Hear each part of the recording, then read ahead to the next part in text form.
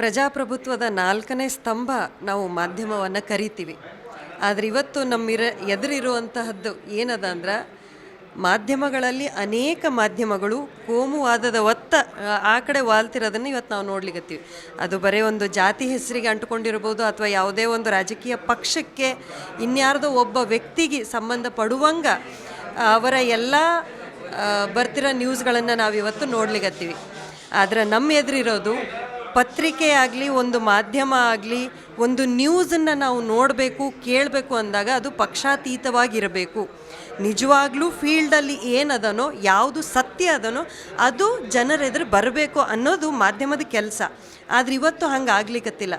ಇದೆಲ್ಲದರ ಮಧ್ಯ ವಾರ್ತಾ ಭಾರತಿ ಅನ್ನುವಂಥ ಒಂದು ನಾವು ಅದ್ರದ್ದು ಯೂಟ್ಯೂಬ್ ಚಾನಲ್ಲು ನೋಡ್ತೀವಿ, ವಿಡಿಯೋಗಳನ್ನು ವಾಟ್ಸಪ್ಗಳಲ್ಲಿ ಎಲ್ಲರ ಮೊಬೈಲ್ಗಳಿಗೂ ನಾವು ವಾಟ್ಸಪ್ಪಲ್ಲಿ ನ್ಯೂಸ್ಗಳನ್ನು ನೋಡ್ಲಿಕ್ಕತ್ತೀವಿ.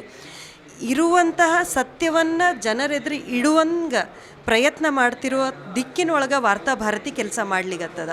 ಹಾಗಾಗಿ ನಮ್ಮ ಜನರಲ್ಲಿ ಕೇಳ್ಕೊಳ್ಳೋದೇನೆಂದರೆ, ಏನು 20ನೇ ತಾರೀಕು ಕಾರ್ಯಕ್ರಮ ನಡೀತದ ವಾರ್ತಾ ಭಾರತಿ ಪತ್ರಿಕೆ, ನಾವು ಪ್ರಿಂಟ್ ಮೀಡಿಯಾ ಏನು ಕರಿತೀವಲ್ಲ, ಪ್ರಿಂಟ್ ಮೀಡಿಯಾ ಭಾಗವಾಗಿ ನಮ್ಮ ಕಲ್ಯಾಣ ಕರ್ನಾಟಕದ ಆವೃತ್ತಿ ಇವತ್ತು ಹೊರಗೆ ಬರ್ಲಿಕ್ಕತ್ತದ.